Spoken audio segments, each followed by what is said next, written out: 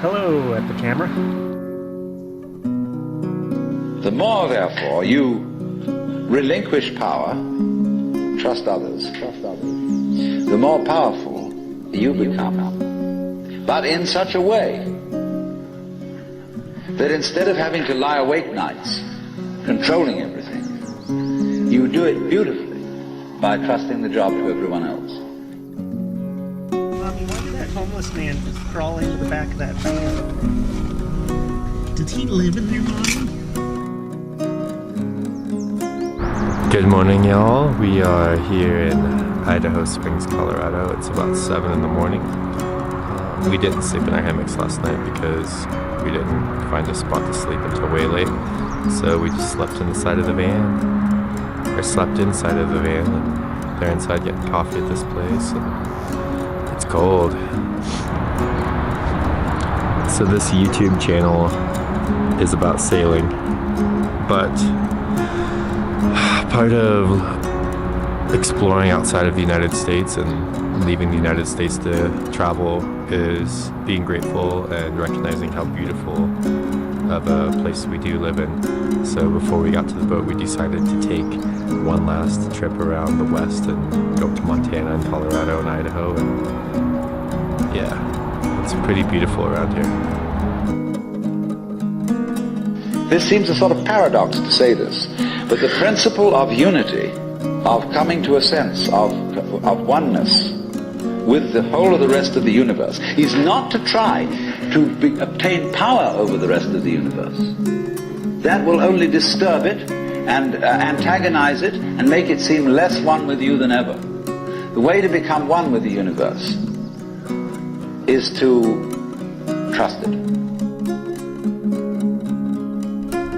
I think it's just called the Flaming Gorge, and I can see why everything's all red.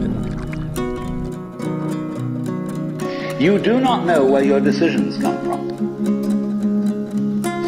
They pop up like hiccups. And when you make a decision, people have a great deal of anxiety about making decisions. So when we decide, we're always worrying, did I think this over long enough? Did I take enough data into consideration?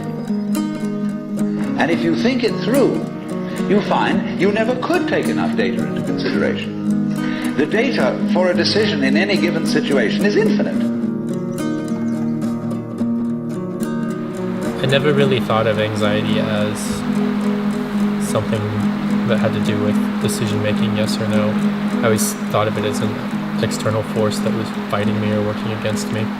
And I feel like for so much of my life I had that anxiety where it drove me nuts because I didn't know why I felt it. At least now I know that the butterflies in my stomach and the nervousness is because I'm making such a drastic change in my life. So I guess I'll see if that's good or bad. You are able to decide and control things more harmoniously if you delegate authority. Man, is up there. How's hammock land down here? Pretty chill. Pretty freaking chill.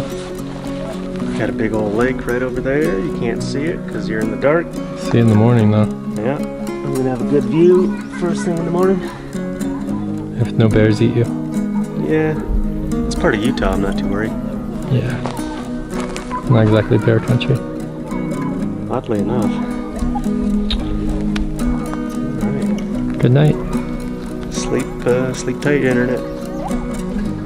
It's almost like there's two kinds of anxiety. There's the anxiety of you have no more options, and that's when the flight or fight panic sets in.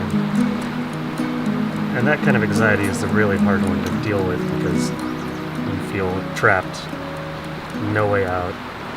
And that one seems to be the most traumatic and problematic one. And then there's this kind of anxiety, which is you have openness and complete freedom, so many options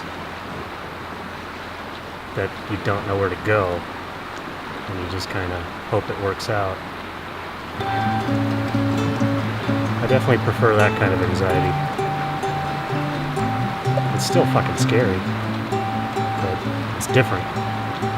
And it's opening and expanding in a way that the first kind is claustrophobic and enclosing and trapping. I was traveling for around 9 months, and at the beginning I definitely had that, coming from working, that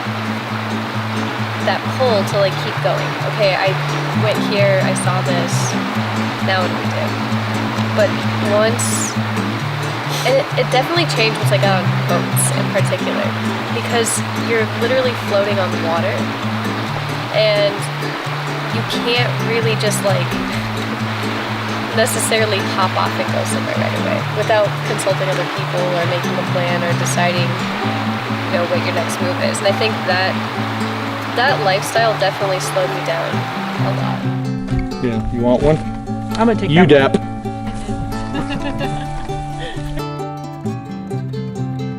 If you try to find the identity of self and other by subjecting other to self, no go. If on the other hand you find it through giving self, that is control, over to other and trusting that, you may make a mistake, you may make a bad gamble, but in the long run you're acting on a principle which has the backing of evolution.